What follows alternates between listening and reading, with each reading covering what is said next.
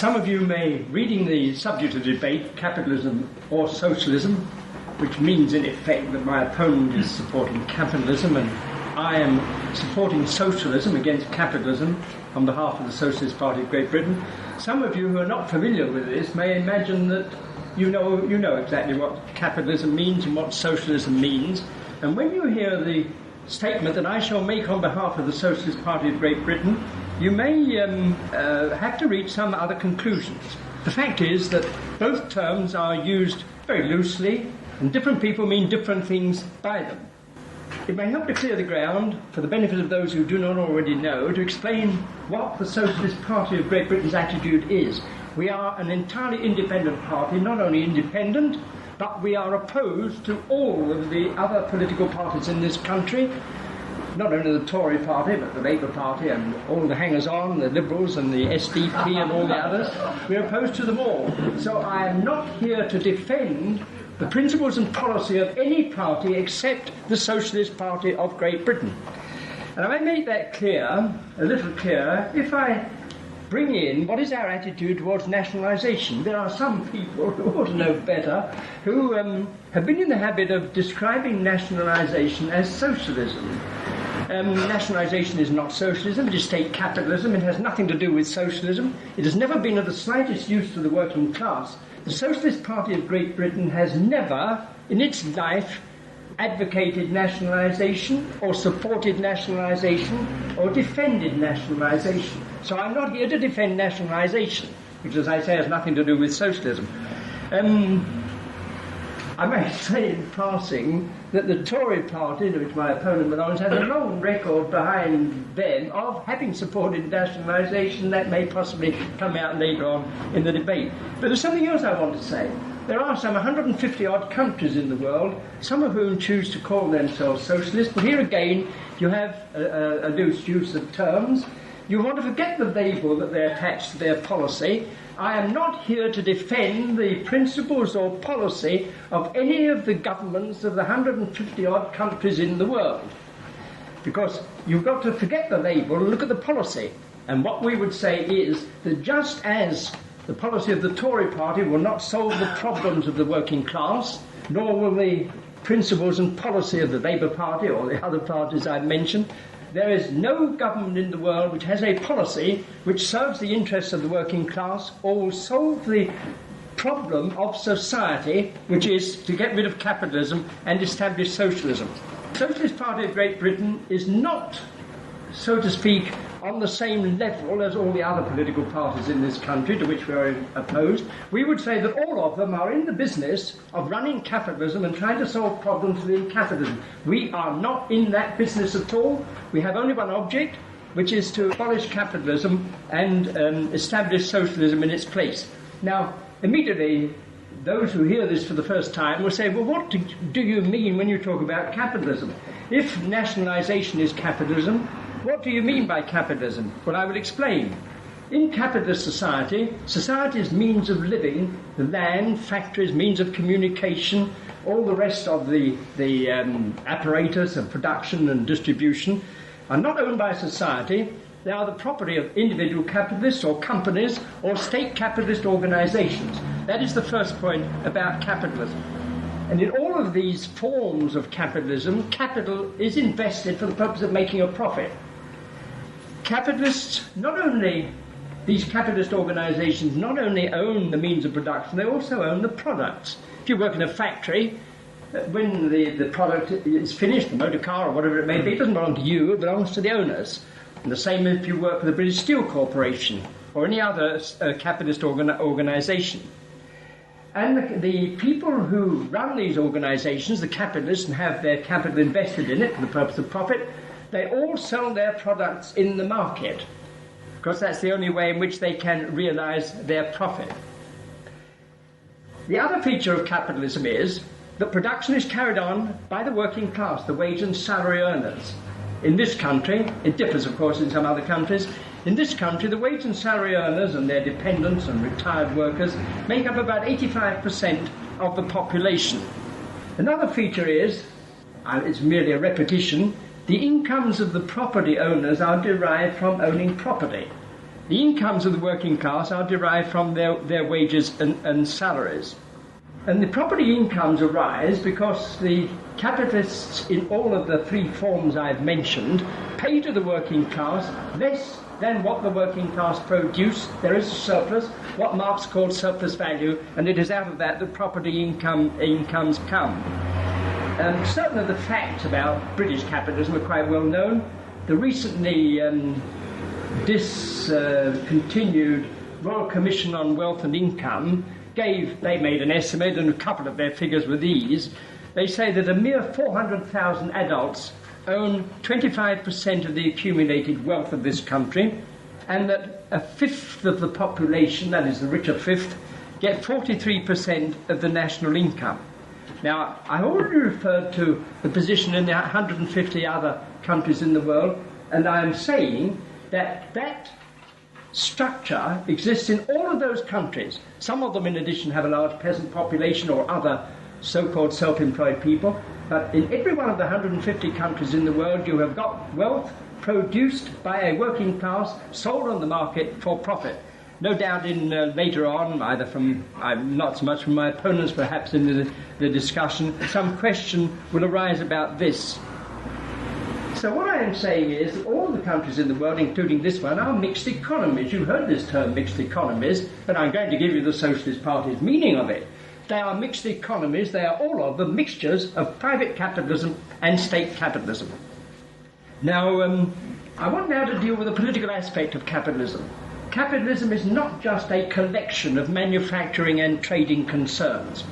It is much more than that. It is necessarily a collection of nations, these 150 nations. And every one of these nations has its own government, its own constitution, its electoral system, those that have an electoral system, its taxation, its laws, its armed forces, its police, and so on. And I'm going to say that in every one of those countries, the government has three functions to perform. One is to protect the property of the privileged class.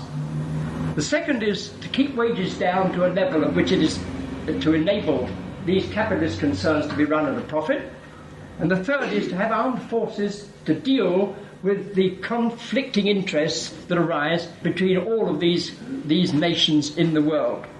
Now, in this country, we have a developed parliamentary system with a long history behind it, and we have four of the big capitalist parties: Tory Party, Labour Party, Liberals, and the SDP. All have their own programmes, differing in some respects. Although I recall, my opponent may remember, many years ago, Winston Churchill, in a candid moment, pointed out that I think that his figure was 9/10. He said about 9/10 of all the programmes are the same in all the parties.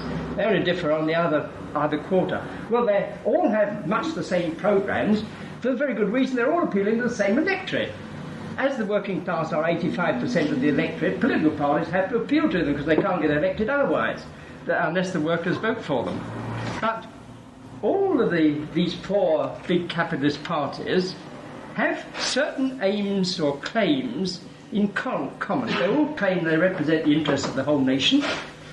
They all claim that their policy, if put into operation, will bring permanent prosperity with full employment, rising standards of living, freedom from trade depressions, and that they will deal with crime and disorder. And they all claim that their policy is the one that will maintain peace in the world, if it is possible to maintain peace in the world. Now, we as socialists are saying we deny that any of them can keep their promises. Not because they lack goodwill or their intentions are very good, most of them, at least when they start. What we are saying is that they cannot keep their promises because capitalism won't let them. So you do not have to look into, so to speak, the details of what they're trying to do or what they say they're going to do. You just look at capitalism and you say capitalism won't let these policies have the result that these people think they have done. I'm now going to deal with the policies of the Tory party. And for this purpose I've selected 12 items, which I think my opponent will agree when he hears them, are items in the conditions laid down by the Tory party, by Mrs. Thatcher and others, as to the what they're aiming at and the conditions they want to see exist. Here are I'll give you the list first. They want lower income tax, They want lower government expenditure and taxation.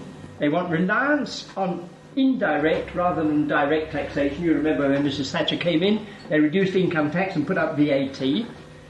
They want less government borrowing, lower interest rates, no inflation, less nationalisation, tighter laws against the trade unions, greater efficiency in industry, need for Britain to be in a bigger market like the EEC, and lower wages, and of course the one to which the Tories would attach most importance of all, they want a Tory government.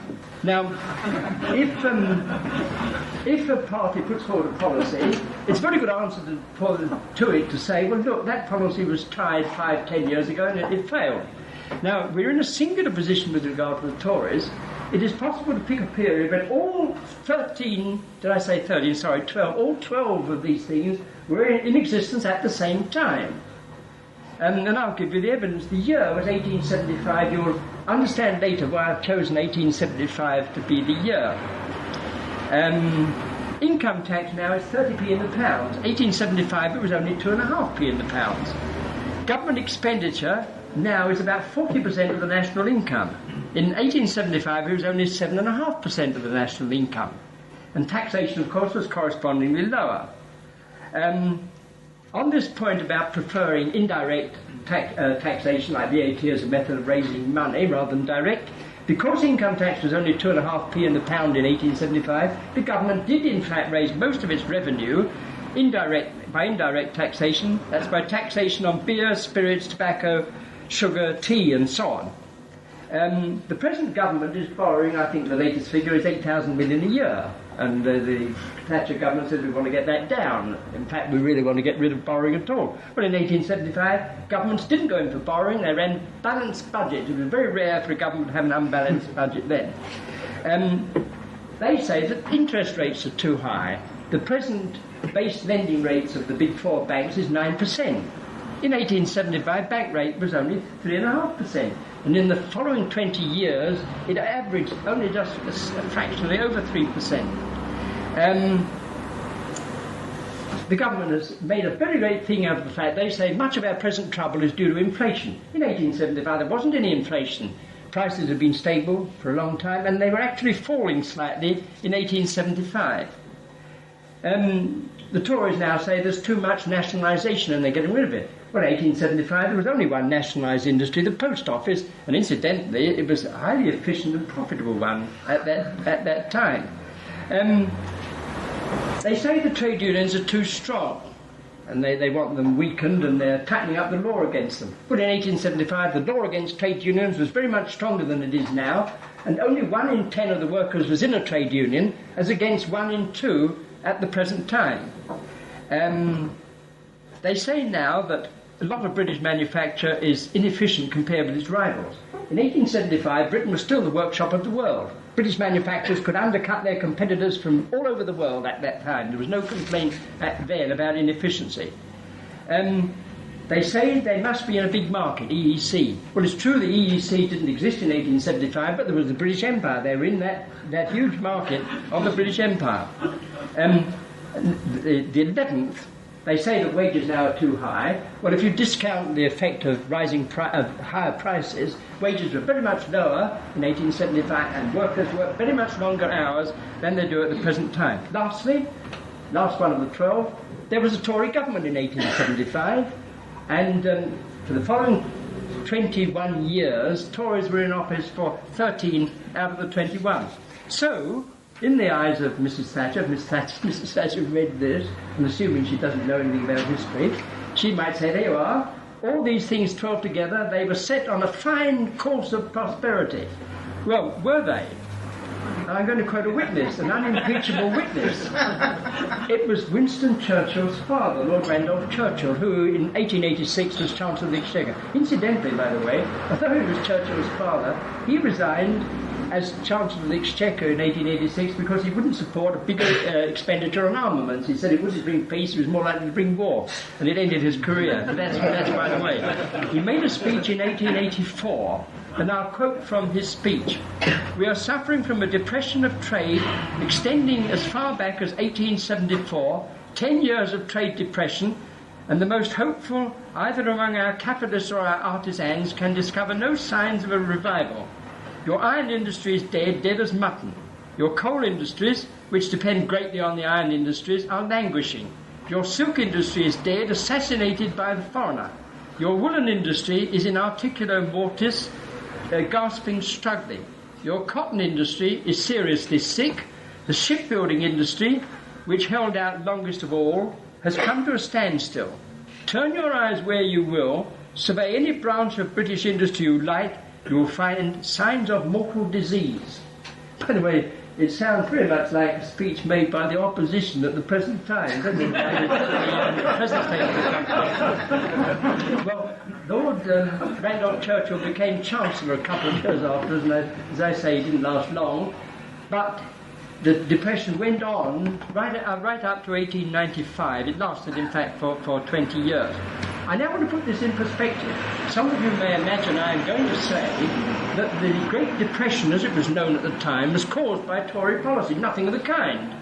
What I am saying is that it would have been just the same had the government been a Liberal government, and it would have been just the same if it had been a Labour government. What they were suffering from was capitalism, and there is almost nothing that governments can do about the depressions that arise periodically in capitalism. That's just the way capitalism works, and they can do nothing about it except wait for the depression to work itself out. The Labour Party, I noticed at the conference yesterday, are making a great thing about, I heard, it was Edward Benn, I think, who said that the Tory party had deliberately created 3.5 million unemployed.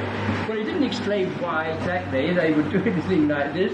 Governments don't want 3.5 million unemployed, and I can assure Wedgwood Ben and others that if the capitalists could make a profit out of it, they would be re-employing those 3.5 million unemployed together. They don't want them unemployed. They'd much rather have them producing beautiful profits. But capitalism won't let them do it.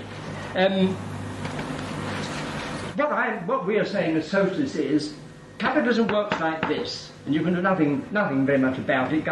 There is only one thing governments do control. They have some control over the price level, but that may arise later. What we are saying is you can't do anything about capitalism except get rid of it. The logic from the working class point of view is to not follow the Tory party, or incidentally any other of these parties, in the vain belief that if they have a different government, different people, different policies, capitalism will behave differently. I now want to ask a question of my opponent about monetary policy. For 30-odd years, from 1944 to 1976, all of the three big parties, Tory, Labour and Liberal, were Keynesian. They adopted the coalition government's white paper in 1944 based on Keynesian ideas for running policy after the war to maintain full employment.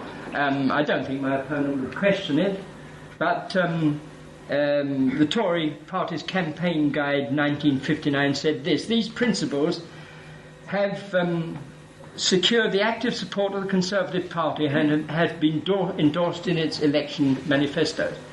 And just to cap it, Peter Walker, who's a minister in the present government, said 3 or 4 years ago that the Tory party is the party of Disraeli and Keynes. A spokesman for the Liberals replied that the Liberal Party is the party of Beveridge and Keynes. The Labour Party are just Keynes right up to their necks, nothing without any admixture.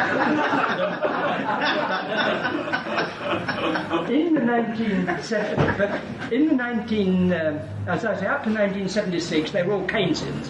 You had a Labour government then, Callaghan's Labour government, and finding that Keynesian policy didn't work, Callaghan, I assume under the lead of Dennis Healey, who was Chancellor of the Exchequer, said they'd given up Keynesian policy and it didn't work. They got over to monetarism. He announced this in 1977. Well, the Tories followed suit in 1979 in their election manifesto. They said this: to master inflation, proper monetary discipline is essential, with publicly stated targets for the rate of growth of the money supply. Well, for those who don't know, the Tory government did this, Mrs. Thatcher's government. They did follow they kept on announcing targets for the money supply, and the one they used was the treasury figure called sterling M3, which consists of the relatively small amount of currency plus bank deposits. So it's 85% bank deposits. So they had to admit, by the way, increasingly, that it didn't seem to work. They would announce a target. We want the treasury sterling M3 to go up 5% next month. It went up 10% or something like this. And they were getting more and more dissatisfied with it. And it was fairly evident, I think, in both in the speeches of Mrs. Thatcher and of her Chancellor of the Exchequer. But that was their policy up to then. In the 1983 Tory party election manifesto, I find they've altered the words.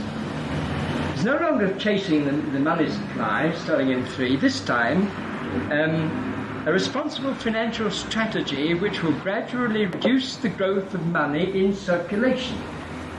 Now that is not bank deposits, that's money in circulation. If it means what it says, it means that they will actually control the money in circulation, the notes and coin in circulation, which would carry them back to the classical economists, Adam Smith, or particularly Ricardo, and if I dare say so, to Karl Marx. But my question to my opponent is why did they alter these words, and does it mean what it appears to mean, and if not, what does it mean? One more minute. Well, I will just start on this, the next part, and continue it later. I now want to deal very briefly with the points of the socialist case against capitalism. My first point would be that capitalism is a class-divided society. You have an owning class and a working class. You have two nations, as the Disraeli called it, the two nations, and it is quite true that a number of Tory speakers and Labour speakers try to pretend that the class struggle isn't there. They say something, if you didn't keep talking about it, it would go away, and it's all the result of provocateurs and so on. But it shows itself in strikes, among other things.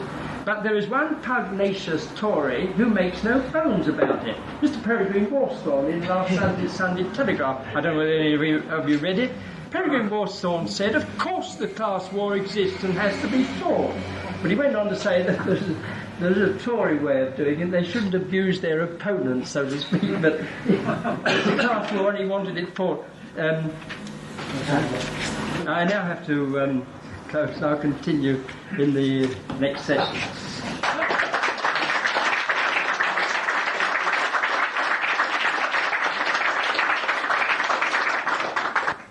Mr. Chairman, ladies and gentlemen, I put on my grey pinstripe suit this evening because I wanted to try and give myself a feeling and aura of being a capitalist, which I never actually have thought of myself in the past. I wonder, as this is a political meeting, I suppose a show of hands is in order. I wonder if I could ask how many people here consider themselves capitalists?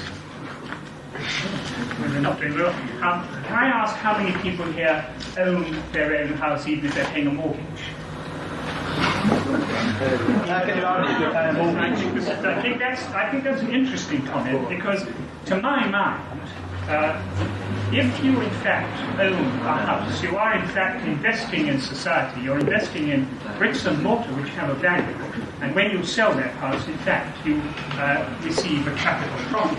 Now, to my mind, that must make a lot of us capitalists. It's something like 53% of the population of America. When early one morning, when commuters were catching trains from the Angel, I found myself in company with two very friendly, efficient members of your party, sorry, not your party, Mr. Chairman, but our guests' party, who were giving out literature, and also saying why they thought people should not vote Labour. I was, of course, extremely pleased and interested, and asked why they were doing this, and was told, oh, well, they're just as much the enemy as you are. Well, that was very reassuring, and I was very happy about that.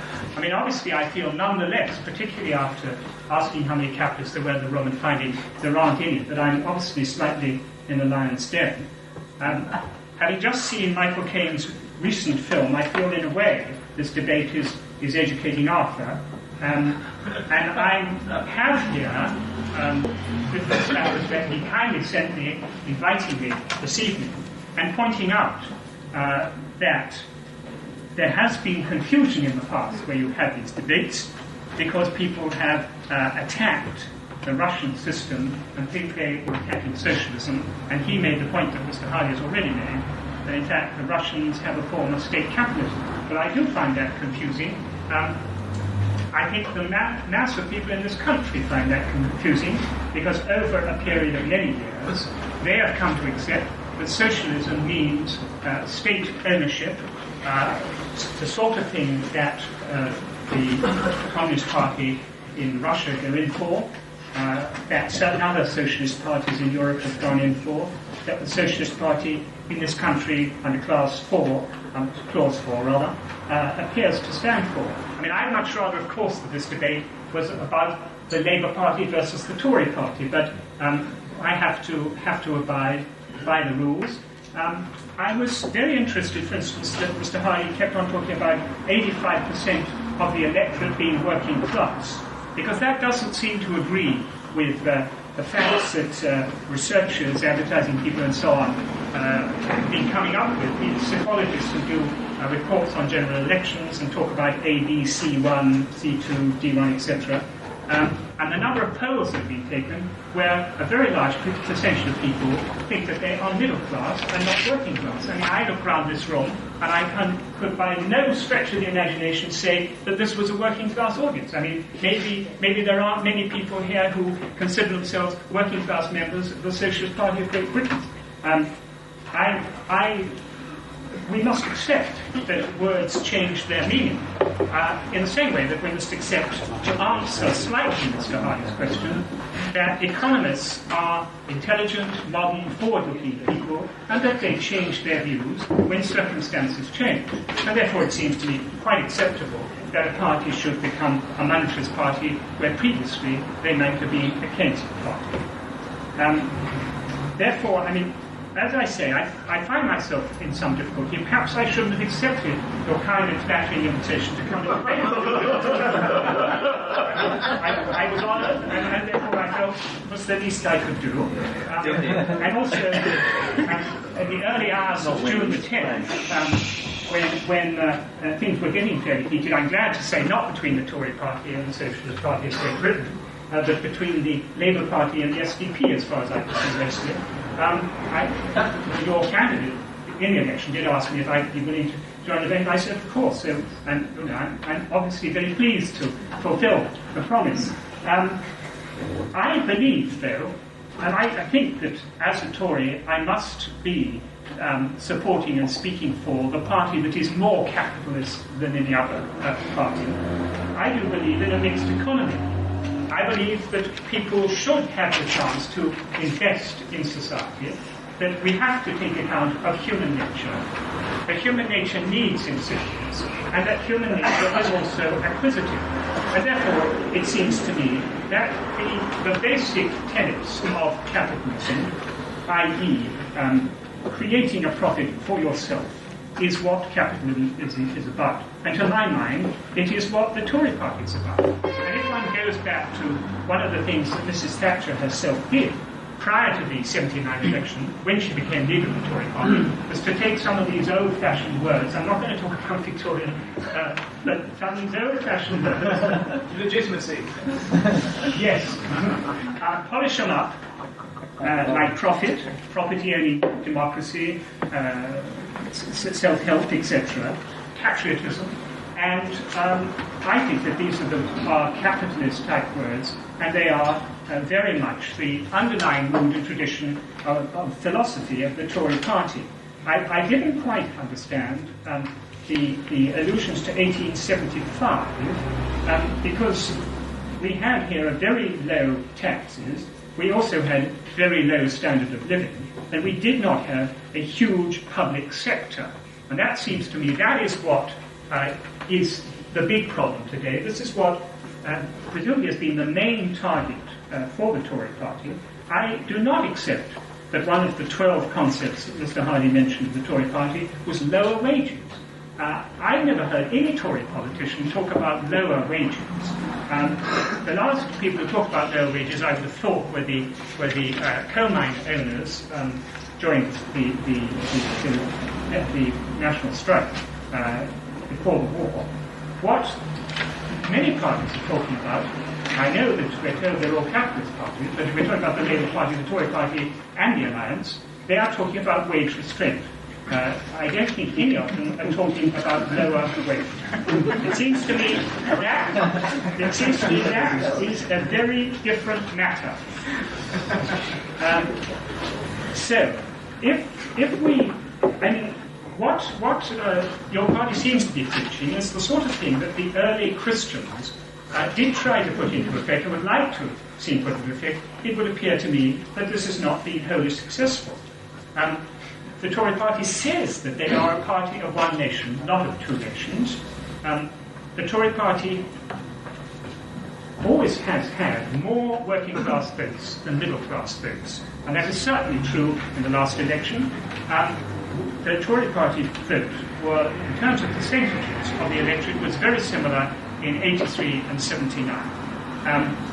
I think that if I've got here some extracts from the Tory party manifesto too, and I look at the 5 great tasks for the future that were mentioned. It doesn't actually talk about money supply here.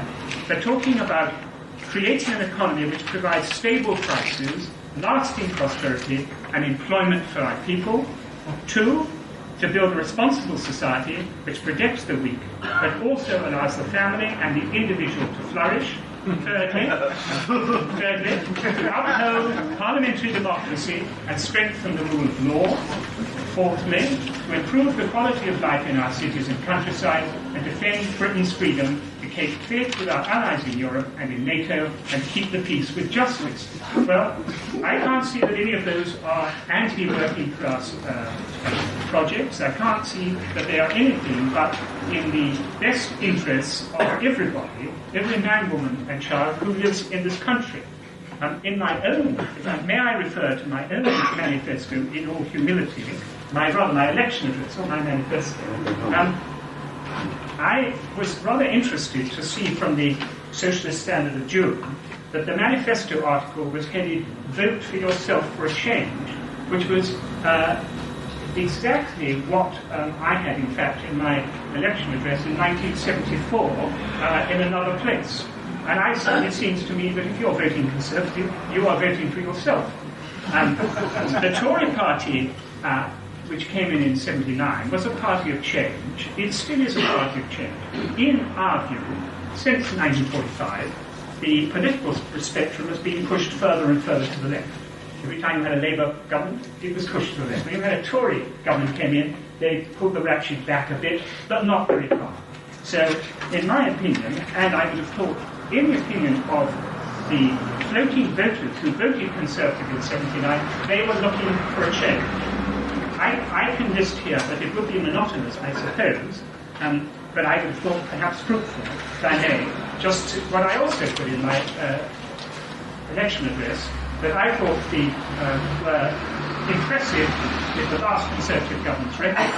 That was to cut taxes, to achieve the lowest rate of inflation for 15 years, to pay off nearly half Labour's overseas debts, to double the money spent on the health services and increase pensions ahead of inflation, arrange training for 1,100,000 this year, costing £2 billion, reducing the disruptive powers of union leaders, giving council tenants a charter, bringing policemen back on the beat, and giving parents more say in their children's education.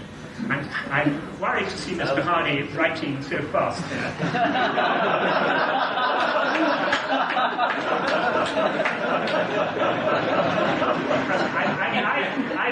I've heard the expressions hostages to fortune. But nonetheless, that was what the last Tory party did. I believe those were in the best interests of many people. I won't continue with that. But what I would like to do, and I hope that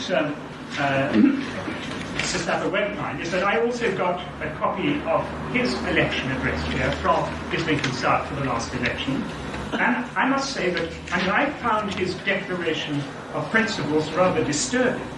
because they do tend to suggest, and maybe, I'm sure he's going to have plenty to say in a minute, and I'm sure he'll put me right, but they do tend to appear to me to be undemocratic. I mean, if I understand that he and I perhaps do not understand the same thing by democracy, but I think that the parliamentary democracy and the method of voting in this country is acceptable. I hope he does, but what he says here is highly emotive, talking about waging war against all other political parties, and talking about a system which deprives the working class of the fruits of their labour, and that poverty may give place to comfort. Well, there is a minimal amount of poverty in this country. Since the war, there has been, under Tory and Labour governments, there has been a tremendous increase in the standard of living, where also he talks about the class struggle between those who possess but do not produce, and those who produce but do not possess. There again, I find that inexact. Possess but do not produce. Entrepreneurs presumably are producing because they are arranging the aura and the system and setting up with their ideas and positive action something that will provide wages for all of us. And if you said to say that those who produce but do not possess, people who earn wages have a chance to save, have a chance to spend money, have a choice of what they spend their money on. And therefore it seems to me that this is not strictly accurate. Oppression, too, talking about the police and forces who may be converted into an instrument of oppression. Well, I mean, a lot of us have got friends or relations in the armed forces, or maybe some people have even got friends in the police. But, you know, I mean, those are all the normal man in the street. They are not the forces of oppression, they're not the secret police and so on, one can find in other areas. I mean, I don't wish to be rude, and far be it from me to be rude. But may I just put this point to you?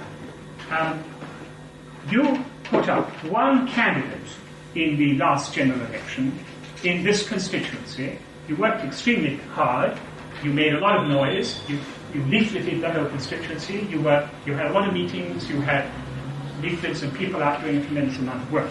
But in fact, you only got 85 votes, which is 0.2% of the vote. Now, on the other hand, the party was founded in 1904. And what I don't understand is why you haven't made more headway since 1904. Why is it that the Labour Party is apparently the accepted party of socialism? Why is it not that with your concise and pure ideas of socialism, why are you not the opposition party today? I must make the point that your theories, in your eyes, more perhaps than in anybody else, are untried. How are you going to convince the British public that your policies are the ones we need?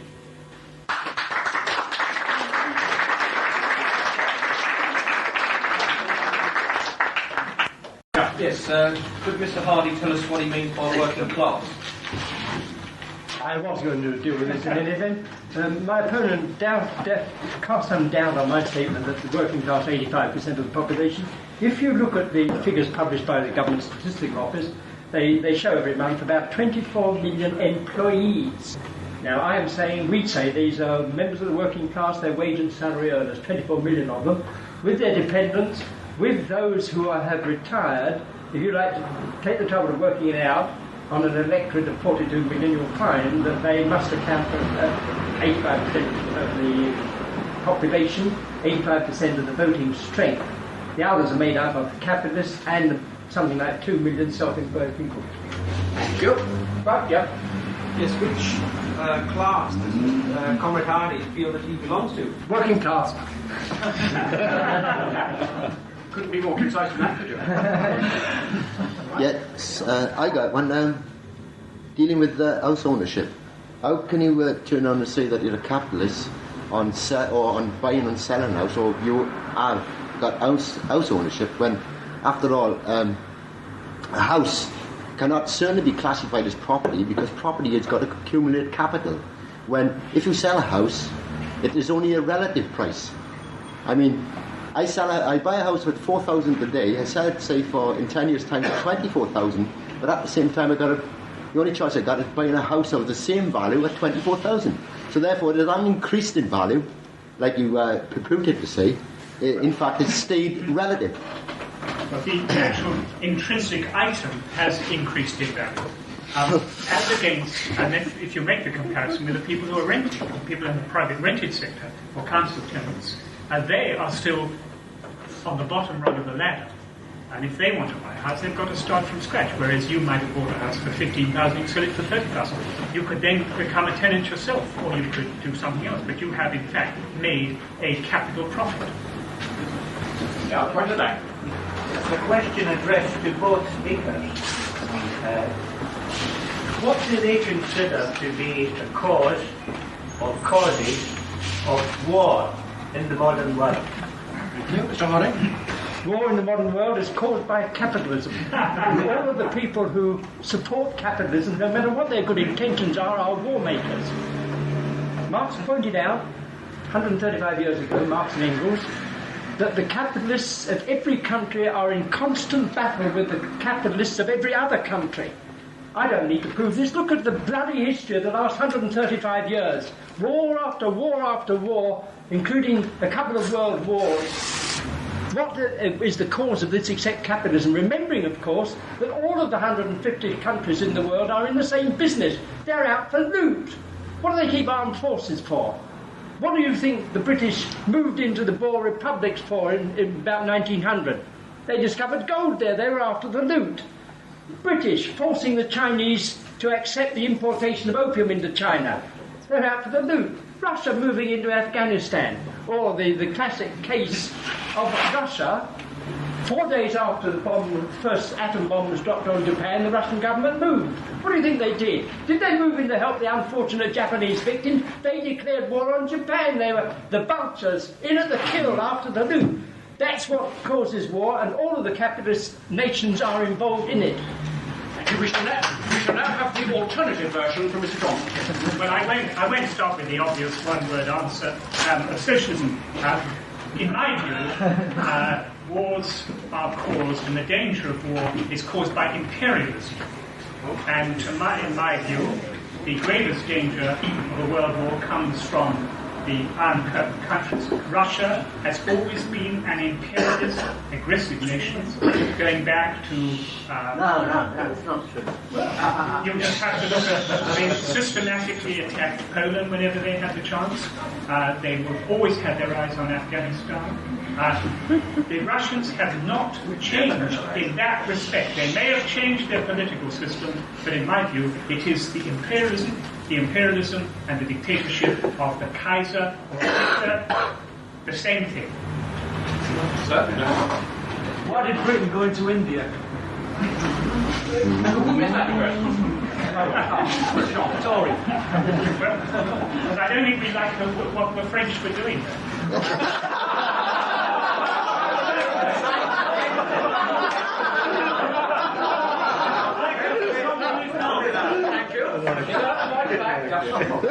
In the world of imperialism, as you're obviously going to try and get away from, don't you consider that the collective Western bloc is imperialist within a complete bloc? That is to say that there isn't much more territory we can really get our hands on than it would. Is that It's a question. But I do not think the Western Bloc is an imperialist power. I mean, America is a democracy. The European countries that are members of the EEC, and it's part of the club rules, you have to be a democracy to be a member of the EEC, are democratic countries, none of whom have shown any example or intention, as I can see, of trying to extend their friendships. What about with Western Germany then, for instance? Tries to get this line with Russia, yeah? The oil and the gas, yeah? So what happens there? You try and put a block in it. Well, Surely that's a fault, isn't it, to Russian imperialism in the interest of your own? if a block would be put on it, presumably, you're talking that somebody might cut off the pipeline in Western Germany. But they would do that, presumably. The people who would do that would be the Russians by turning it off at their end. I mean, Your body back to it. I think we better just have one supplementary for first, if you don't mind. Right at the back, yes. Could Mr. Johnston define what he means by imperialism, seeing that he's suggested that some countries are imperialist and others aren't? Could you tell us what it means? I really mean empire building, i.e. extending your frontiers to grab other territory for whatever reason. Like the British Empire? Was what? No, the British Empire. Yeah, but it doesn't exist now. But it doesn't exist. So did the Roman Empire. That existed. But if I may say so, I think that, it was, I would admit that a lot of the extension of the British Empire was for good capitalist reasons, not just the French of bloody... Make it over Thank you. Yes, the lady? Yeah. Can I ask Mr. Johnson if he thinks he was elected with a democratic vote when the vast majority of the people in this country didn't vote Tory? And one little question, he talked about us, the audience here, not being working class and middle class. Would he like to define working class and middle class, please? Two separate questions. First of all, on the subject of you're really making the point that with proportional representation, maybe we might have got a different result, and I agree with that. What you're saying, well, not necessarily. I mean, it seems to me, for one thing, that people, when they know it's going to be proportional representation, might vote in a different way. My view is that to have a clear-cut decision of one part, that the person who goes past the post first is the winner that takes all, is preferable to the sort of shenanigans that are going on, for instance, in Israel at the moment, where they're trying to form a government, because you have so many different splinters. I think it's important in this country that you get definite policies. And if you're going to have all the... the Lib-Lab alliance, I think, was an example of weak and ineffective capital. On the subject of working class and middle class, 24 million employees. Just because they're employees, I don't think that means that you're working class. Surely it's your own view of yourself to a great extent. If you went around asking people who own things, who take holidays abroad, who have widened their horizons, etc., dramatically in the last 30 or 40 years, I think a lot of people who might have said in 1945 they thought they were working class would now say they were middle class. Thank you. Just two more questions, sir. To both speakers, in reference to the subject of imperialism, how would the speakers define American foreign policy in South America, the Middle East, and Japan?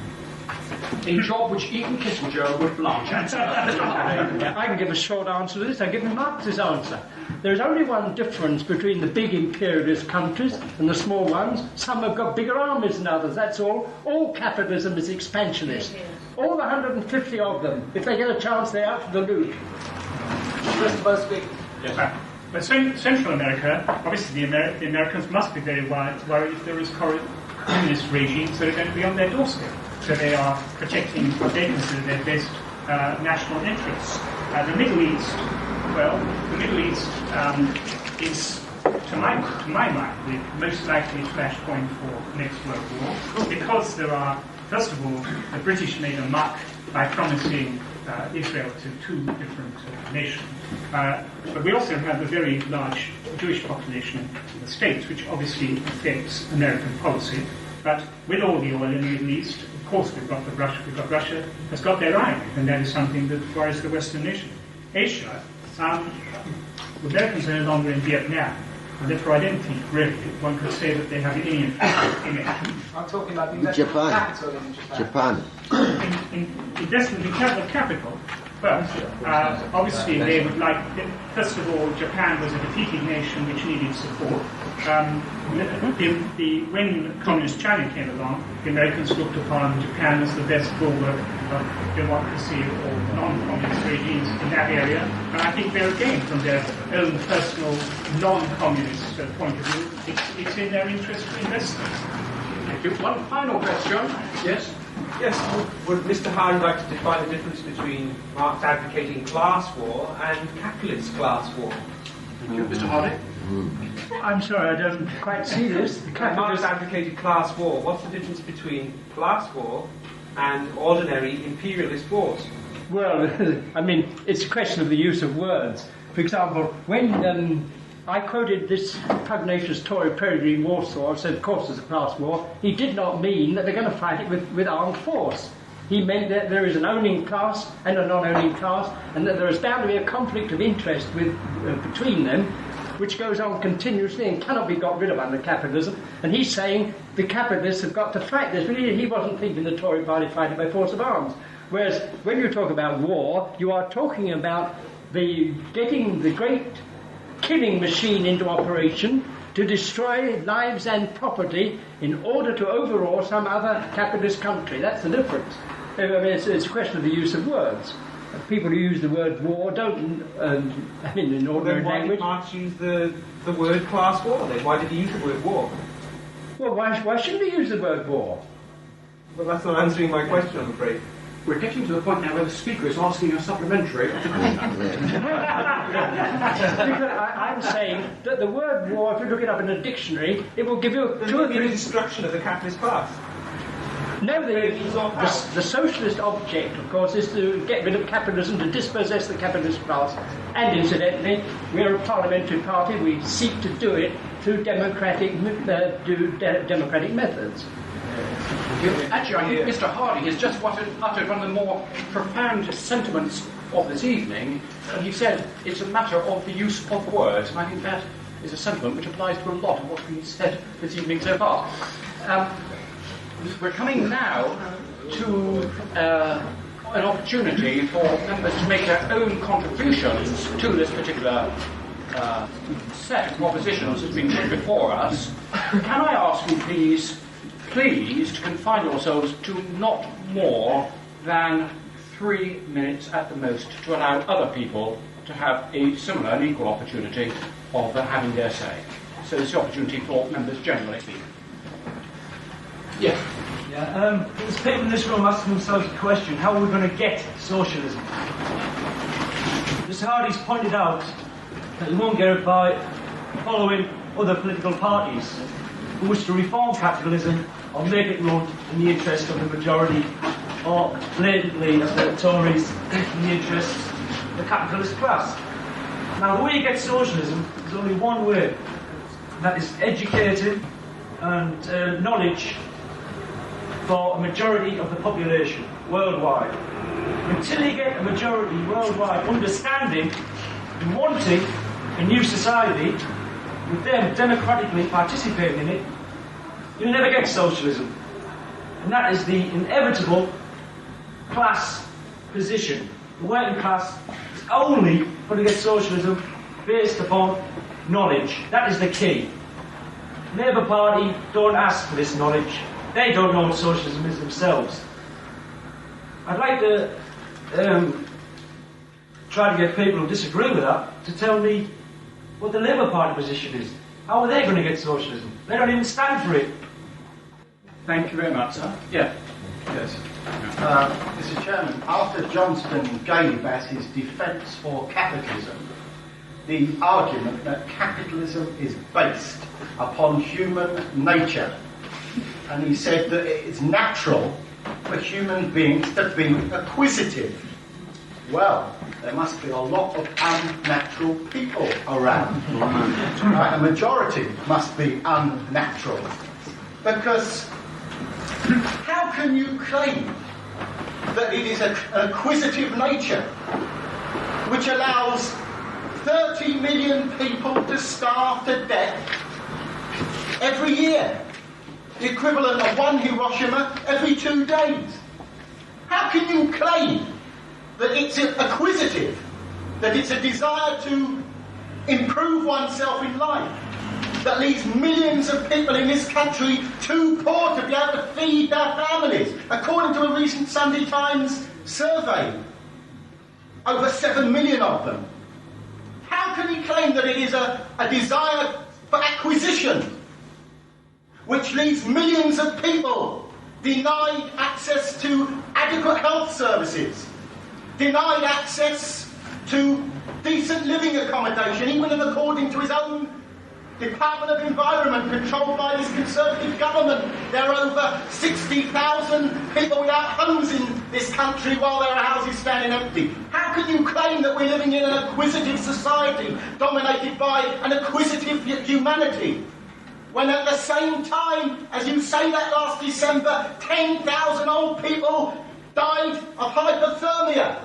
They perished in the cold because it was not profitable to let them have warmth, not profitable to let the starving eat, not profitable to let the homeless have homes, not profitable to let those who don't have medical attention have medical attention. I would say to Arthur Johnston in conclusion, in my point, his civilization, the civilization of the bomb and the dole cube, the civilization of capitalism, I've been searching for that civilization all my life, and it was only when I became a socialist that I realised that I found civilization, that it's grotesque, that capitalist civilization, having found it, has got to be got rid of and replaced by something much higher and nobler and humane.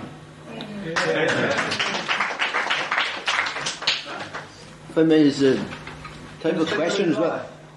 If we just take a question as well, I notice a contradiction between what Mr. Johnson had to say, in that capitalism had to employ incentives to create provision, but whereas present day circumstances prove that it's doing exactly the opposite of that. It's not providing provision at all. In fact, it's providing scarcity.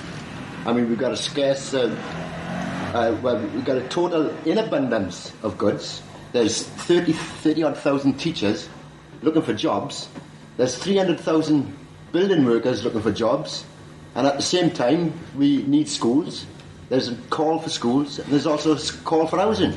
That is just one minor example. I could go on and on and on. But to turn around and say that people need the motive power of incentives to produce is a total contradiction. Because people don't need the motive power of incentives or a reward to produce, because they find the reward in production for use, not for a profit.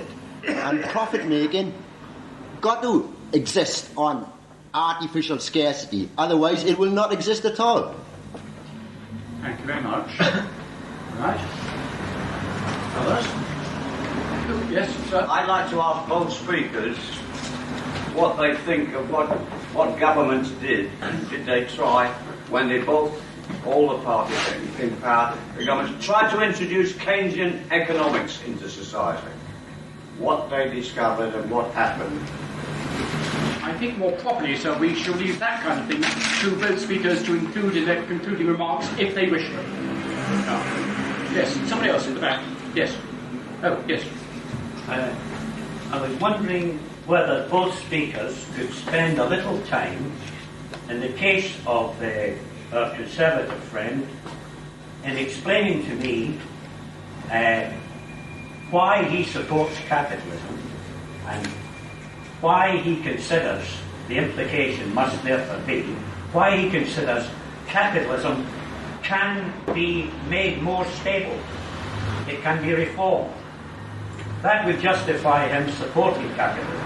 The fact that he believes it is inherently a good system. And conversely, I'd like Mr. Hardy to explain what I presume is his attitude, that capitalism is inherently contradictory and unstable, and what evidence he has for that. In both cases, what evidence has our friend the Tory for saying that capitalism's all right, it will get better, so support it? And what evidence has Mr. Hardy for saying the converse, capitalism is inherently unstable, you must get rid of it and replace it? Yes, sir. I just want to answer his question here when he said why the Socialist Party of Great Britain got only 85 votes. I am answering his question. The reason capitalism is utopia, it's full of dreamers. Since the invention of the Ferris machine, capitalism produced a lot of things. So it went into the mind and the heart of the people, especially working class. The working class, every working class dreamers want to rich by all the boys, goes to on holidays. But the problem, capitalism has the beginning and the end. And capitalism depends, the prosperity of the capitalism depends on the market. And there is no more market. There is no more market. And capitalism cannot be expanded, cannot give more prosperity anymore. So now why we get 85 votes?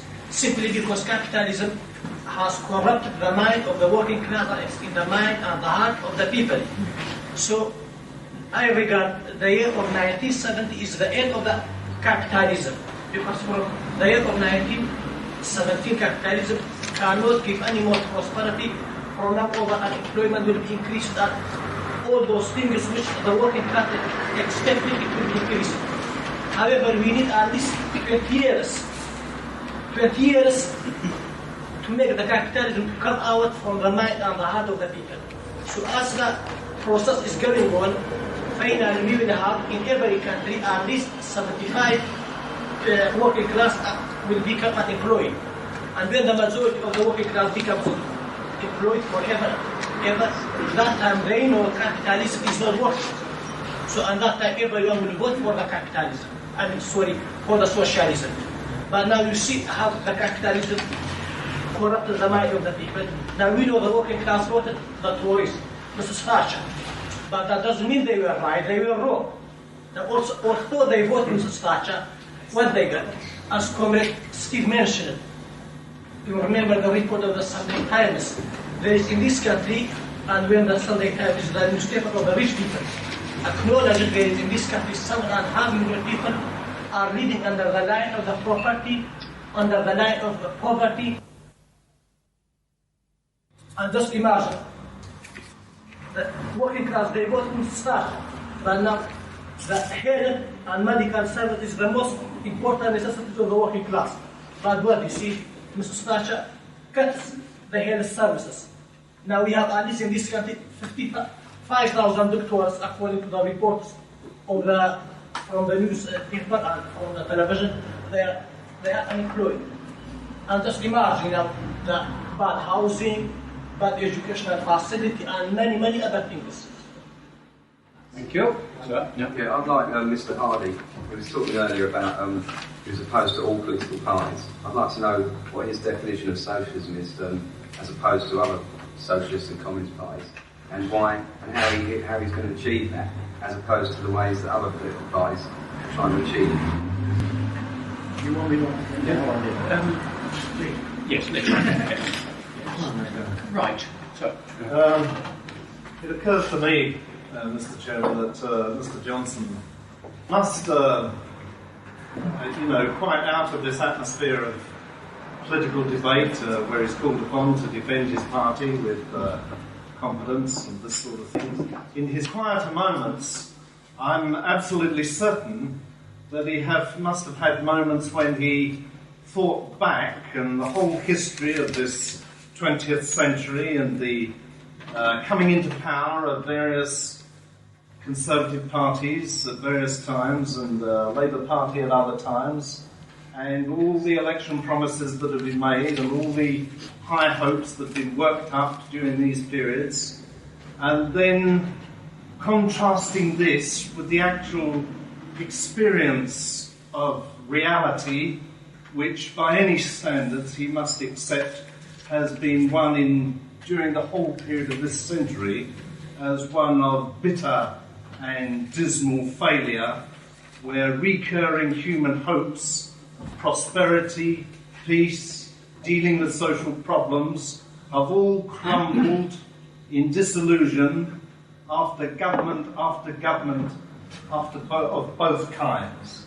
And this simple and plain, self-evident fact of the 20th century history cannot possibly have escaped him, and he must have asked questions about it himself. And what socialists are saying, essentially, is that capitalism is a society which is not concerned primarily with human needs, that it is a system that is concerned with economic objectives on behalf of a privileged minority which are quite outside the needs of the whole community. That you sacrifice human needs for profit, as other members have already emphasised. And that there is absolutely no way that you can administer this economic system according to the interests of the whole community. And what socialists are saying is a very, very simple thing. You now have got power, but you cannot control the situation. What we really need is to be able to control the situation. And we have to be in a position where we can simply set up desirable human objectives and then organise the resources of society to achieve those objectives. And the first thing we need is a society that is organised solely for human need. That would seem to be the first requirement of a sane society that is organised solely for human need. Not the production of commodities for sale at a profit or the interests of the privileged section of the community, but solely for human need. So you produce bread for people to eat. You organise agriculture simply to produce food directly for people to eat. You build houses. You're not hampered by the constraints of the market.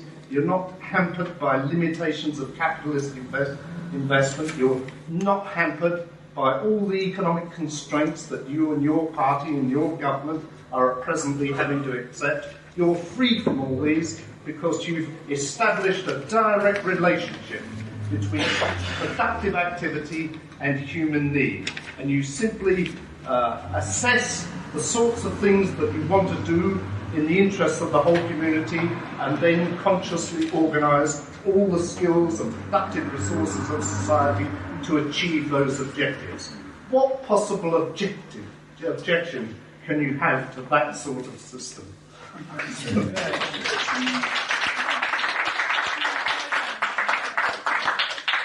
Thank you very much for that contribution. Did I see your hand up, Philip? Yeah. Yes, handing out handbills to advertise this meeting. A lot of people came up to me and said, they looked at the handbill which said capitalism versus socialism, and they said, well, one thing we know, we're not for capitalism because we're on the wrong side of it. Several people said that, in fact. One or two of them, however, said, oh Christ, you're not debating with the Tories, are you? You're not actually going to speak to them. But of course it was quite brave of Arthur Johnson to come here in one sense. I think it's worth stating that one thing this debate has proved is that it is through debating with any party, between any parties, that change will come, because change has to come first of all in people's ideas. Secondly, he referred to certain principles laid out in the Socialist Party's manifesto at the election. One small correction, he said those were the principles of the candidate, and it was the address of the candidate. I'd like to point out that in fact those are the principles and the address of the party as a whole. The candidate was simply adopted is adopted from year to year on a circular sort of basis according to whoever happens to be available for that job at the time. Thirdly, I noticed that on the question of war, Arthur Johnson said, well, it's caused by imperialism. He also at one point said that he thought the next world war might begin in the Middle East or somewhere, never mind where. The fact is he's saying that he's implying that there will probably be another world war. Well, I would like to ask in general, firstly, is this all capitalism has to offer? Evidently, yes. All that capitalism in its present form and its form it always has had and always will, has to offer is debates like that. Where will the Third World War begin? Not will it begin, not will there be peace tomorrow or next year, but where will the next Third World War begin? Or how many billions of people will die in that war? These are the capitalist issues and capitalist questions. Will they be killed with nerve gas or will they be killed with napalm? These are good capitalist debates, but what we're trying to do here is having debates between that entire system and a socialist alternative. Finally, could I make a point about another important question that was raised by Arthur Johnson earlier? And he said, well, this is all very well, but how are you going to achieve this? Why is the Socialist Party not yet the opposition party after all these years? Well, of course, that's not an easy question to answer. But I would say there's a lot of evidence at the moment, a lot of evidence to suggest that in the near future, the Socialist Party of Great Britain has every chance of becoming the opposition party in this country, the opposition to capitalism. There are literally droves of people in the Labour Party becoming disillusioned with it because they realise that, despite the rhetoric, it's simply offering another form of capitalism. And a lot of those people in their disillusion and their cynicism are coming towards us. It might be slow, it might be gradual, but if that is the correct answer, then obviously we're going to carry on putting it. So when you say how would it happen, it would happen through persuasion, democratic persuasion, changing of ideas, a gradual rejection on the part of the majority of the entire value system, the entire defence of capitalism which has been put up, which consists, as somebody said earlier, at the end of the day, of nothing more than the oldest religious conchic in the book, which is that there is a part of the anatomy somewhere yet to be located, a disease called human nature, which makes people unable to cooperate. And the experience that we have every day, including at this moment in this room, proves otherwise. If we didn't have a potentially cooperative nature or ability to behave in a cooperative way, we wouldn't be able to sit here now and discuss these issues. We are civilised, sophisticated beings which does stand superior to the rest of the animal kingdom. We've yet to prove, in fact, that superiority to the rest of the animal kingdom because we haven't yet established a society which is under conscious, rational human control. And that's the way it will happen, through organisation and the political opposition to capitalism being put up by this party on these principles. Thank you, Trevor. Yep. On the subject of war, I'll appreciate both speakers' comments. At present, we are exhorted to produce more. We have a job. There's a job. In other countries, Germany, Japan, America, Poland, they are also exhorted to produce more. And yet there are no markets for the goods which are being produced. There are too few goods chasing too many goods chasing too few markets.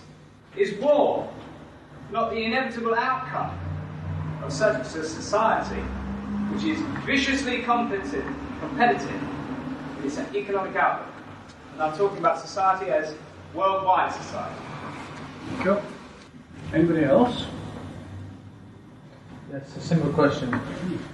Can Mr. Johnson please inform me, as a member of the working class, when capitalism has actually worked in the benefit of the working class? And when his answer comes that the working class have actually achieved some material improvement over the years, I will inform him that myself and other people like me have been the people that have been working for that improvement.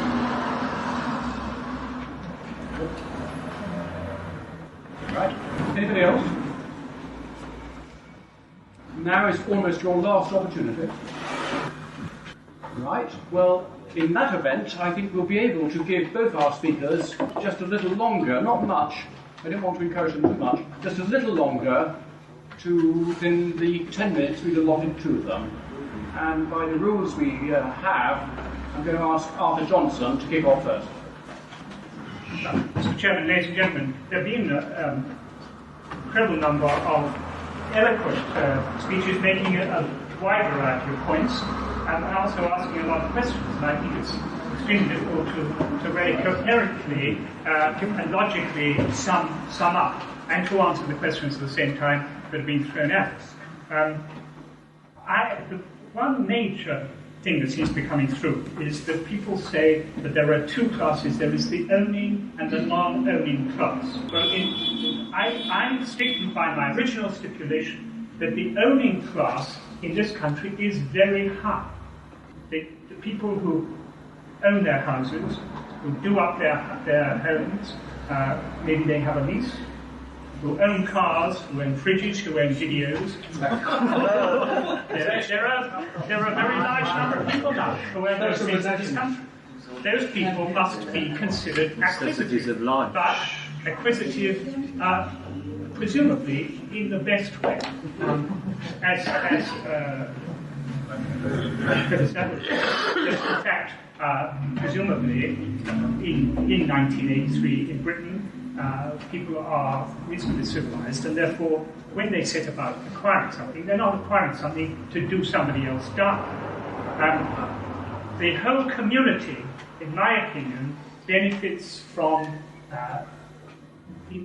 the majority of the community benefit from the present system. We must say that capitalism is presumably an improvement on dictatorships, the feudal system.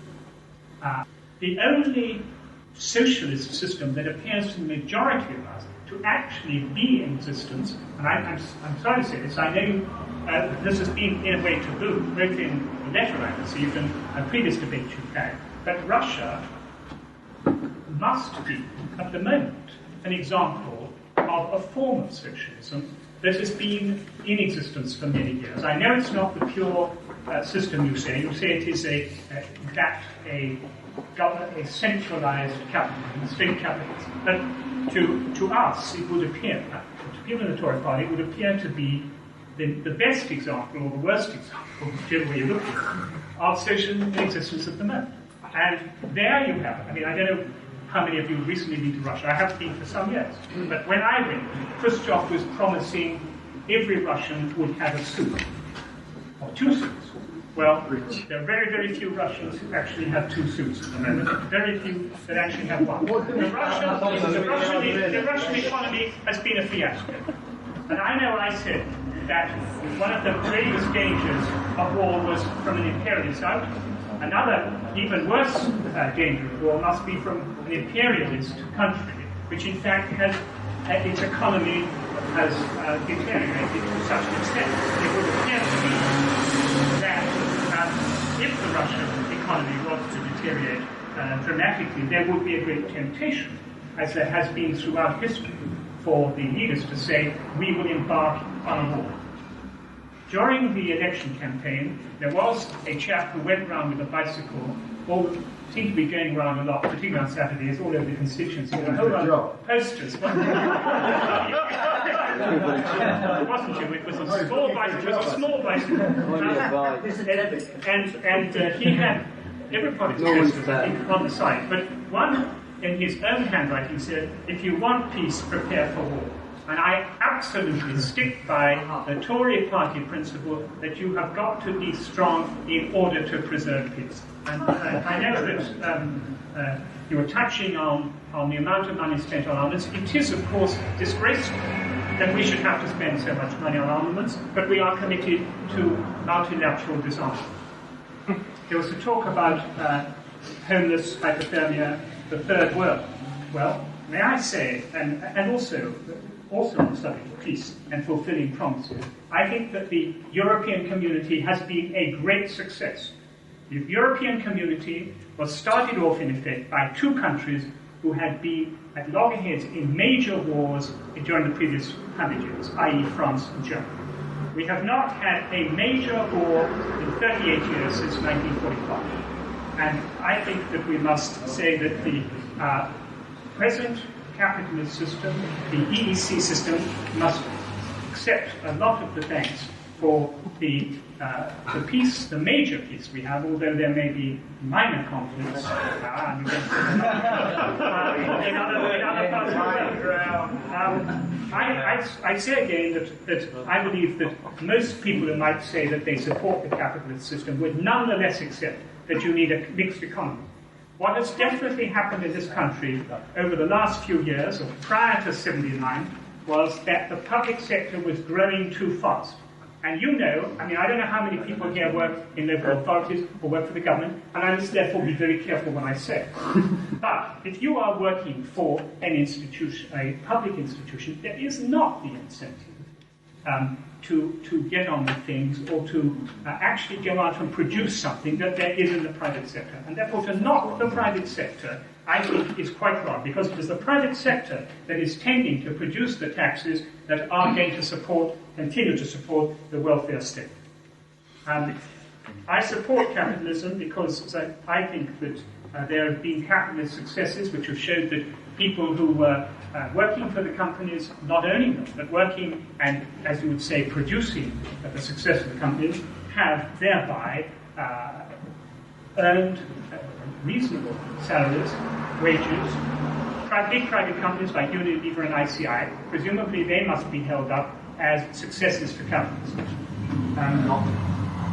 The talk about the fruits of the earth being dealt with for use and not for profit, I absolutely agree, but I think that they have to go hand in hand. I think we have to continue to produce for human need. To talk about the privileged minority and to say that the Tories are only interested in the capitalist class, or there to serve the purposes of the capitalist class, is something that must not have been apparent to 13 million people who voted Tory at the last election, and to the getting on for 14 million people who voted Tory in the previous election. Yes. Thank you very much.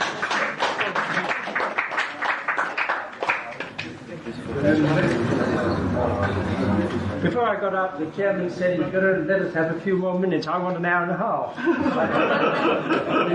He's not going to get it. My opponent, in his concluding speech, referred again to, he says, people who own their house or their car are capitalists. Well, I've no doubt a lot of you people do own your own house, and I assure you, you're going to find, like a lot of other people, it's going to be a millstone round your neck. You would have been much better off if you'd continue renting it. By the time you finish paying for it, the thing is probably falling down. And about the cars people own, they don't own Rolls Royces. Look at the back streets of suburban London over the weekend and see people struggling flat on their backs, covered with grease under their cars. Their cars are falling to pieces and they're trying to put them together again. That's what owning their capitalist. He also referred to Russia being the only and the best example of socialism. Of course, it isn't socialism at all. Production in Russia is for sale. If my opponent doubts it, there's a Russian shop near the BBC. You can go out there and say you want some goods, some cameras and things like this, and you'll be reading that they've got communism in Russia, so it doesn't expect to pay for them. They'll ring up the police and say, we've got a nutcase here.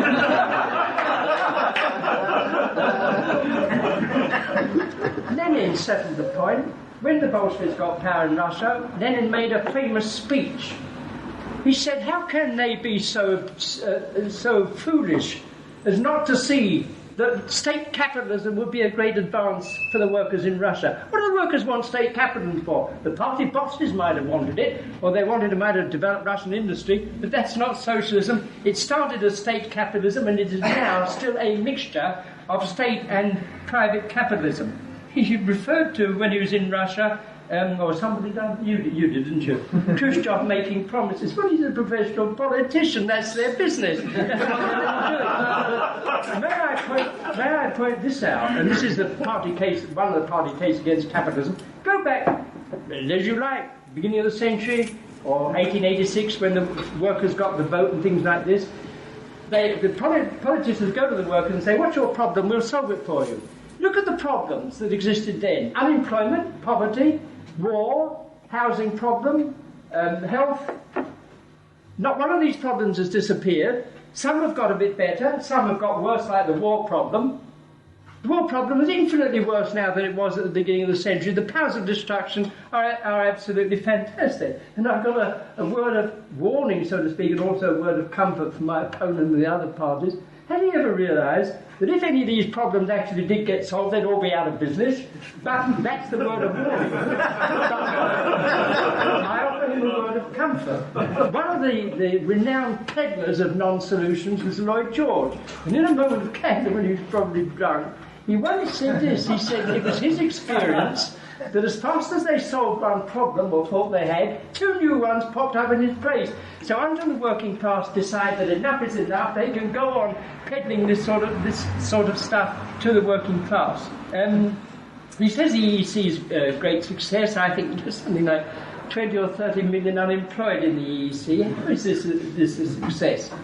And he then referred to the difference between the public sector and the private sector, and said, there's too much of the public sector, the nationalisation industry, nationalised industries. Well, I haven't got time to go in for it, but for 150 years the Tories were up to their necks in nationalisation. They were the people who introduced the first Railway Nationalisation Act in 1844, Sir Robert Peel. They nationalised a whole lot of things. The last thing they nationalised, when Rolls-Royce went bankrupt, the private industry not being so efficient, it was the Heath government nationalised the aero engine section of it. They don't want nationalised any longer. Nationalisation served the capitalist class quite well in the 19th century. It never served the working class. And I would, as I think someone in the audience did, I'd like to make a challenge to my opponent. He hasn't got time to answer it now. But they've done a lot of nationalisation. What good has it ever been to the working class? None whatever. I don't think my opponent really got the point of my 12 points. I spelled out the 12 points of Tory policy. The Tories are saying, look, we're going to do 12 things. If you do these 12 things, all will be well. And I'm saying that in 1875, all the 12 things were there. And it didn't go well. They ran into the Great Depression. And if he doubts it, I've got a quotation here. 1961 was a Tory government. There was a Tory Minister of Labour, Sir John Hare, and they produced a booklet, Industrial Relations, Her Majesty's Stationery Office booklet. And I quote from it: a period of trade depression followed the year 1875 and lasted for about 20 years. During this period, trade unionism lost some of its strength. Strikes were common and were almost invariably unsuccessful. If that isn't what Mrs. Thatcher's asking for, I don't know what is. And he doubted my statement that the Tories want lower wages. If he looked up the 1983 Tory election programme, I quote, "We have long been one of the least efficient and most overmanned of industrial nations. We have raised our own pay far more and our output far less than most of our competitors." If you say we have raised our pay too much, what are you doing by looking for lower pay? And if you have any doubt about it, Mr. Tebbit has intervened in the Wages Council. You know the Wages Council exists for the lowest paid workers, and they made a recommendation a week ago for a 6% increase for the very badly paid workers in the unlicensed catering trade. And Mr. Tebbit's gone to them and says it's too much. Well, if this isn't asking for lower pay, I don't know what is. About my question about the currency, my opponent just said, you know, economists change their minds. But I can answer someone else who asked me about Keynesianism. The old Keynesian stuff was a load of rubbish, and the old monetary stuff is another load of rubbish. They're not even doing what the capitalists who introduced them wanted them to do. And I put the final question. I said, did this change of wording mean, when they talk about controlling the money in circulation, going back to Adam Smith and Ricardo or Karl Marx, or I might have said going back to Lloyd George. 1920, the Lloyd George government decided to deal with inflation. And they didn't muck about with silly stuff like looking at bank deposits or anything like this. They cut the currency. As notes came in through taxation, they burned millions of them. If they really want to reduce prices, they can do it this way. But I offer one additional word. What made the slightest difference to the working class? It wouldn't solve any working class problem. About the middle class, we're told that they're not working class because they think they're not working class. But I mean, there are some people who think they're Napoleon Bonaparte.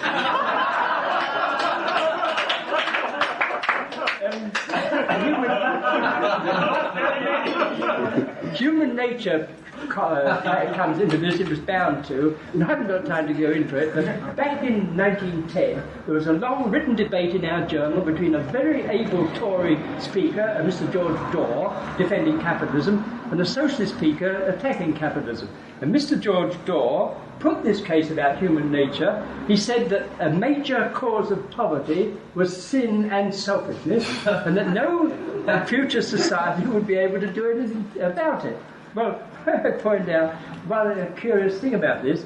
Peregrine Wollstonecraft, that, as I've called him, a pugnacious Tory, when the Thatcher government came in 1979, he said what a good thing it was that the cabinet was packed with millionaires, owners of landed estates, and people who had either inherited or married money. Well, do you notice this curious thing? If the poor are poor, they say it's sin and selfishness. Sin and selfishness don't affect the members of the cabinet. They don't even lose their jobs, as you will have noticed. It's capitalism that makes riches and makes poverty. I've dealt with this thing. Keynesianism is a load of nonsense, so is monetarism. If I may very briefly say, the Keynesian idea is if the government spends more, this will stimulate industry and then unemployment will go down. Well, I point out that the anti-Keynesian Thatcher government in 1979. Every year since 1979, they have increased government expenditure, and unemployment hasn't gone down. It's gone up, as you know, from what was it, 1,300,000 to 3.5 million. It is a load of nonsense, and it will serve no useful purpose to the working class. I was asked, what is our case against capitalism? Well, I repeat that I've already dealt with this. None of the problems that face the working class have been solved, and they won't be solved either by the Tory party or by our chairman's party or by the Labour Party or the SDP, because capitalism simply will not let them. Capitalism inevitably produces depressions periodically, and there's nothing whatever that they can do about it. One thing was claimed for the Tory party was they put more policemen on the beat. Well, it's interesting. So why have they put more policemen on the beat? Let me tell you, 1938, in England and Wales, the number of offences reported to the police was 283,000. In 1945, it was 478,000. And they said then, well, you know, this is just a byproduct of the war. People got used to violence, so there's more crime. In 1977, it was 2,600,000. And in 1981, it was nearly 3 million. This is why they put policemen on the beat, because the thriving industry under all the governments, Labour or Tory, has been the crime industry. And if I may... Capitalism as well. Well, this is due to capitalism. But I've recently been reading Shakespeare's Macbeth. And there's a very revealing passage in it. One of the hired killers, whom Macbeth hired to go and kill Banquo or somebody like this, stated his case. It was put to him that if he carried out the murder of which he was being paid, he might get caught. And he said, and I paraphrase, he said, I've had such a rough time from the world that I really don't value my own life. And then he said, what I am motivated by, and I quote Shakespeare's words, I want to spite the world. A very revealing theme. This is what capitalism is creating. Unemployment adds to it, but all the time. It's creating people who get so little out of life that they want to spite the world. These are the people who become the mindless vandals and the muggers. And Shakespeare saw this long before then. I suggest my opponent read Macbeth and get some insight onto this. About the SPGB only having 85 votes in this election, well, of course, there is one obvious reason. Because all the massed capitalist parties, the Tory party, the Liberals, the SDP, the Labour Party, are carrying on all the time, telling the workers, don't you take any notice of the SPGB. You don't need to, we'll solve your problems for you. I've got here a leaflet issued by the Labour Party at this last election. It's got 12 reasons why you should vote Labour. And not one of them has any reference to capitalism or socialism. They actually had the impudence to say that had a Labour government been elected last June, they would immediately have dealt with inflation. Well, prices now are 18 times what they were in 1938, and almost, so to speak, in every month since 1938, prices have been put up by whatever government happened to be in power and doing it. Political parties for nearly 40 years, all of them say, with their hands on their heart, we're going to deal with inflation, and it goes on and on and on. You really are very naive if you believe them. If they change their mind, and it's even possible that Mrs. Thatcher may decide to go back to, as I said, to Adam Smith and Ricardo and Karl Marx, and decide to reduce the currency, she can do it, but it won't solve any problem. I must correct somebody. Somebody referred to the Murray report in the Sunday Times and said that it said there are 7 million people in this country, what was the word, suffering from poverty and unable to buy food. It doesn't say anything at the time. What the Murray report did, they went to people and said, what do you regard as the items you need for a reasonable standard of living? And they used this basis, and they said there are 7 million people who don't think they've got as much as they would like to have. Well, I suggested to Murray they conduct a new opinion poll. They go to everybody in the country and say, would you like to have a 50% increase in wages? And they get a 99.9% in favour, but it wouldn't mean anything. But there was another much more important point. I think the same speaker said that there will be no recovery from this depression. There will be a recovery from this depression because capitalism not only creates periodical depression, it also gets out of them. It gets out of them at that point where a sufficient number of capitalists see they can make a profit by employing people, and they will do it. The market will expand as it has gone on expanding in the past.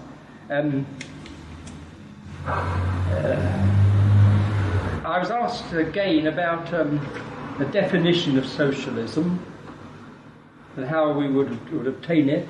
Well, I had hoped to make it quite clear. We do not mean state capitalism, which Lenin promised for Russia and Russia has got.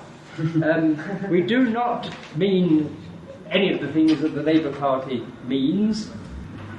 The essence of the socialist case, and this is something we owe to Marx, the economist, Marx said, if you have a market economy, you get all the consequences, and then market economy is part of capitalism. The only way you're going to get rid of this is when literally you stop producing for the market. Marx used the term, you abolish buying and selling. And you do not exchange your products. You simply literally produce them on a cooperative basis, and now they are freely for people to have access to. My opponent quoted from Clause 4 of the Labour Party programme, but hasn't read it with sufficient care. Clause 4 says that the Labour Party stands for the nationalisation of the means of production, distribution and exchange. Now, where does exchange nip into this? You see, Marx is saying, if you want to solve the world's problems, you've got to get rid of buying and selling, you've got to get rid of exchange. The Labour Party now says this, but I would offer him something else. There was a time when the people who became active in the Labour Party, Fabian Society of Webb, the Social Democratic Party, Bernard Shaw, subscribed to this. My opponent said, well, it sounds like some sort of early Christian doctrine. No, it wasn't. Marx was not an early Christian. If Marx said religion is the opium of the people, he was an atheist. He looked at capitalism as it is, and he says there is only one solution.